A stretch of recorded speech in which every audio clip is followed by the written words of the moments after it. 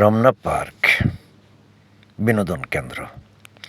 কিন্তু একটু বৃষ্টি হলেই দেখেন জায়গায় জায়গায় পানি জমে একটা অস্বাস্থ্যকর পরিবেশ তৈরি হয়।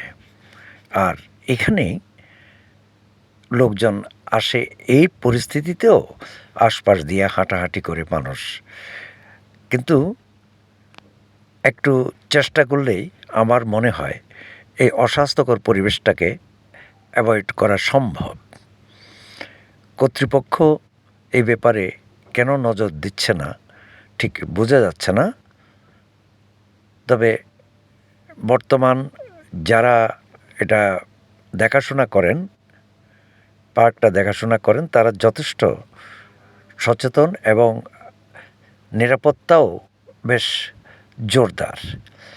তাহলে এই অস্বাস্থ্যকর পরিবেশটা যদি বিদ্যমান থাকে তাহলে পরিস্থিতি কী দাঁড়ায়?